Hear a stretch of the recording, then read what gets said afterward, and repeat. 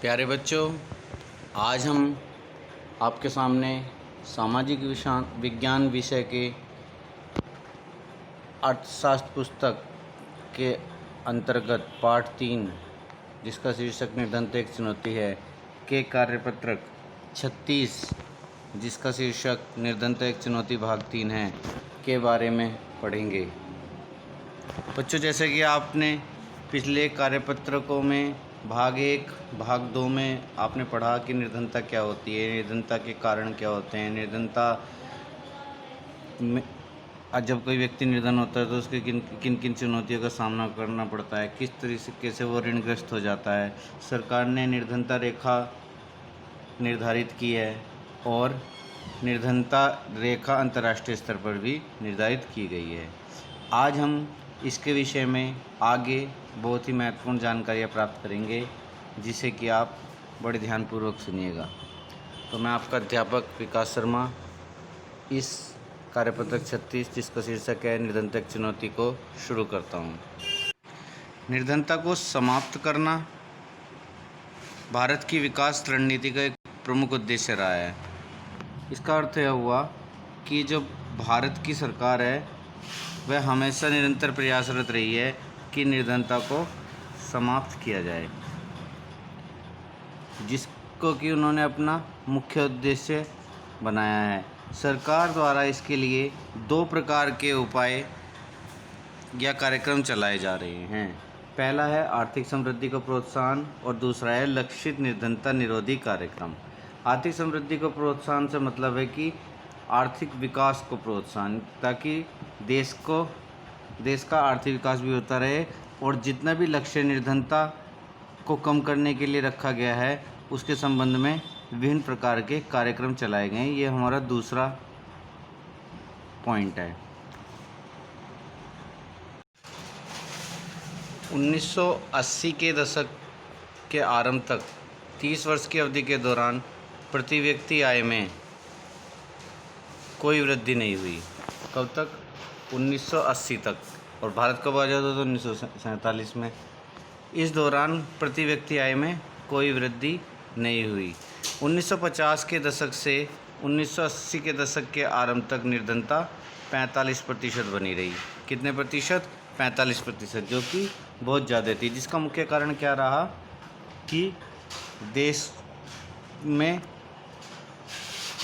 अवसर कम थे बहुत देश के लोगों के पास, जिसके कारण कि क्या हुआ, निर्धनता 45% तक बनी रही, क्योंकि अंग्रेज़ों ने हमारे देश का बहुत ज़्यादा शोषण किया था पहले, तो उससे उभरने में धीरे धीरे टाइम लगा। लेकिन 1980 के दशक से भारत की आर्थिक समृद्धि विकास दर, यानी कि आर्थिक समृद्धि दर या आर्थिक विकास दर एक ही बात है, 1980 के दशक से भारत की आर्थिक समृद्धि दर विश्व में सबसे अधिक कितनी? सबसे अधिक तेज़ी से बढ़ने वाले देशों में से एक थी। जो सबसे तेज़ी से देश बढ़ रहे थे उनमें भारत का भी नाम था। ऐसा क्यों था?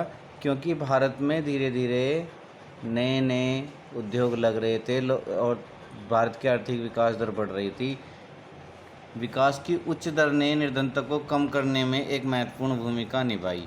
कैसे महत्वपूर्ण भूमिका निभाई?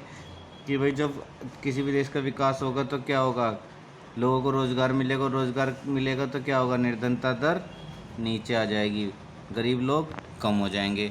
जैसे कि मैंने तुम्हें बताया था पिछली वर्कशीट में, कितने प्रतिशत आबादी भारत की है? 21% गरीबी रेखा के नीचे है।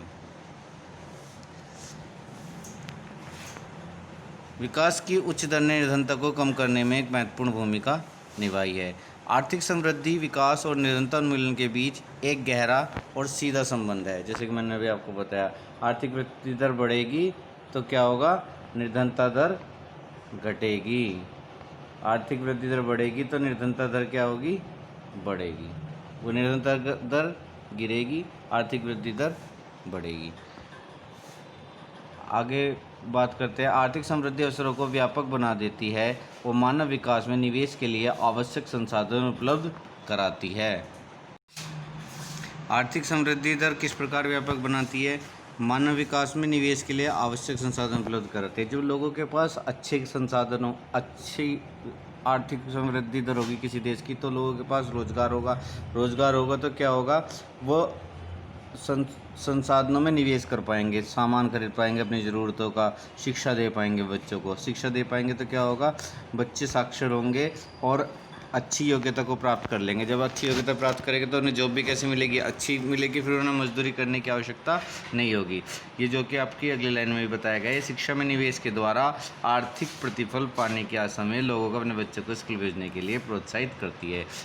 तो आपको लगा ना कि जब आर्थिक वृद्धि होगी तो क्या होगा, लोगों का निवेश करने की क्षमता बढ़ जाएगी, उससे वो संसाधन भी खरीदेंगे, जो कि पहले लाइन में दिया गया, मानव विकास में निवेश के लिए आवश्यक संसाधन उपलब्ध कराती है।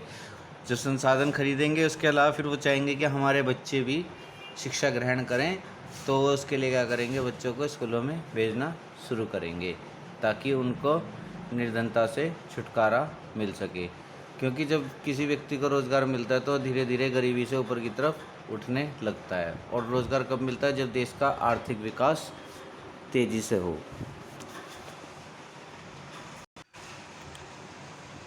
अगला पॉइंट है लक्षित निर्धनता निरोधी कार्यक्रम, यानी कि निर्धनता को कम करने के लिए जो कार्यक्रम सरकार ने चलाए, अब हम उनके बारे में पढ़ेंगे।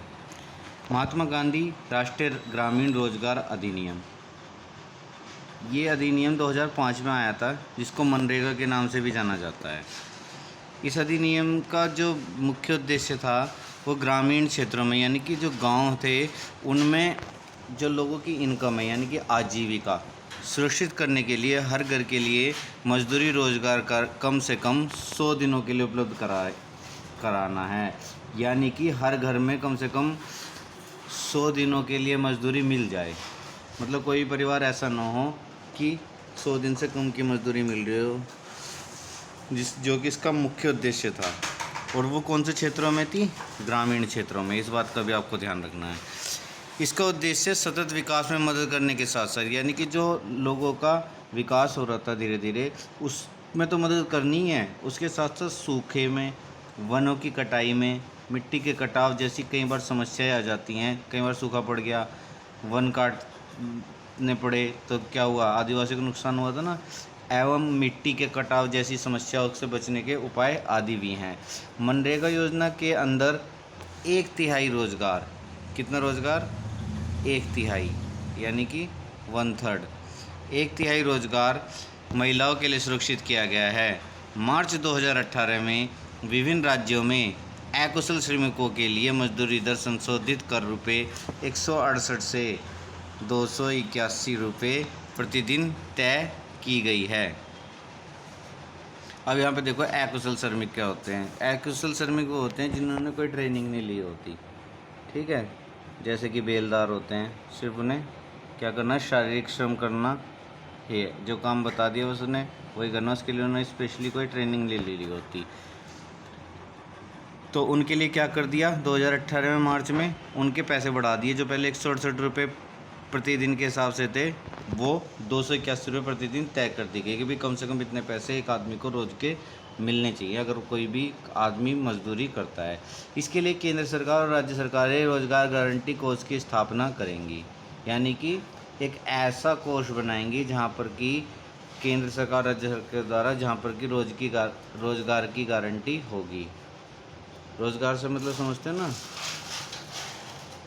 रोजगार मतलब जॉब।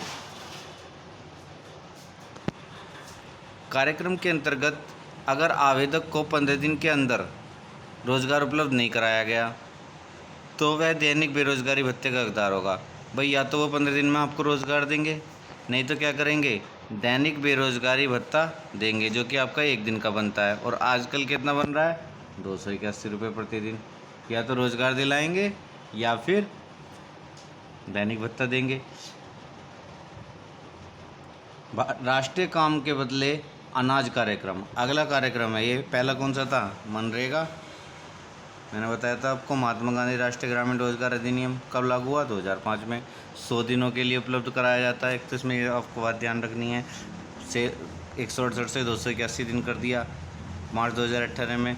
15 दिन के अंदर अंदर केंद्र सरकार के रोजगार गारंटी कोष या तो से रोजगार उपलब्ध कराएंगे, नहीं तो मिनिमम दैनिक रोजगार बेरोजगारी भत्ता देंगे। अगला कार्यक्रम है राष्ट्रीय काम के बदले अनाज कार्यक्रम, यानी कि काम करो और उसके बदले क्या ले जाओ, अनाज ले जाओ। जिन्हें मजदूरी पर रोजगार की आवश्यकता है और जो अकुशल शारीरिक काम करने के इच्छुक हैं, मतलब जिन्हें चाहिए कि भाई मुझे काम नहीं मिल रहा, उन्हें काम की ज़रूरत है, तो वो क्या कर सकते हैं, जो अकुशल शारीरिक हैं वो काम करने के इच्छुक हैं, तो उन्हें इस कार्यक्रम में क्या दिया जाएगा, अनाज दिया जाएगा काम के बदले। अगला कार्यक्रम है 1993 में शुरू किया गया प्रधानमंत्री रोजगार योजना, जिसका क्या काम था कि जो गांव में रहने वाले लोग हैं या छोटे शहरों में रहने वाले लोग हैं और पढ़े लिखे भी हैं लेकिन उनके पास जॉब नहीं है, गांव यानी कि ग्रामीण क्षेत्र और छोटे शहरों में शिक्षित बेरोजगार युवाओं के लिए स्वरोजगार के अवसर उपलब्ध कराना। स्वरोजगार से मतलब क्या है, जो खुद का बिजनेस करना, खुद का काम करना चाहते हैं, उन्हें लघु व्यवसाय और उद्योग स्थापित करने में सहायता दी जाएगी। लघु व्यवसाय मतलब छोटे छोटे व्यवसाय हैं या कोई उद्योग स्थापित करना है तो उसमें क्या करेगी गवर्नमेंट, उनकी मदद करेगी। कौन से प्रोग्राम के अंतर्गत, प्रधानमंत्री रोजगार योजना के अंतर्गत, जो कि 1993 में लागू किया गया था। अगला कार्यक्रम, एक और कार्यक्रम शुरू किया गया फिर 1995 में, जिसका नाम था ग्रामीण रोजगार सृजन कार्यक्रम। इसका उद्देश्य था जो गांव और शहर, उनके छोटे छोटे शहरों में स्वरोजगार के अवसर सृजित करना, जो कि 1993 वाले में भी था, है ना, और 95 वाले में भी यही था। स्वर्ण जयंती ग्राम स्वरोजगार योजना, अगला कार्यक्रम है ये, जो कि 1999 में आरंभ किया गया। इस कार्यक्रम का उद्देश्य सहायता प्राप्त निर्धन परिवारों को स्व सहायता समूहों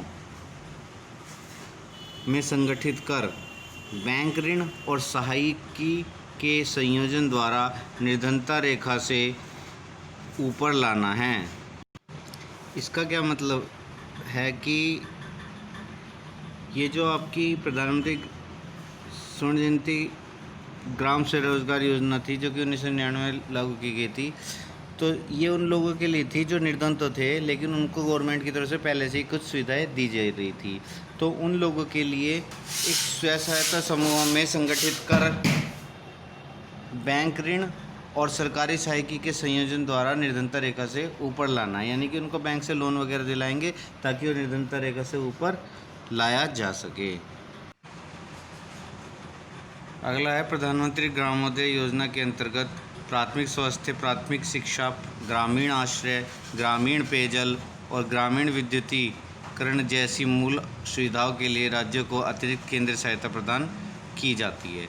यानी कि ये जो लोगों के राज्य हैं, हमारे देश में विभिन्न राज्य हैं, उन सब में प्रधानमंत्री ग्रामोदय योजना के अंतर्गत उनको स्वास्थ्य से जो शुरुआती इलाज होता है उसके लिए, जो प्राइमरी तक की शिक्षा होती है, और ग्रामीण आश्रय होते हैं, गाँव में पानी की व्यवस्था, बिजली की व्यवस्था, मूल सुविधाओं के लिए केंद्र सरकार क्या करती है, सहायता करती है। किस रूप में करती है, धन के रूप में करती है और कई बार अनाज के रूप में भी करती है। अगला है अंत्योदय अन्न योजना, जो कि बहुत ज़्यादा गरीब लोग हैं, इनके लिए योजना चलाई गई है।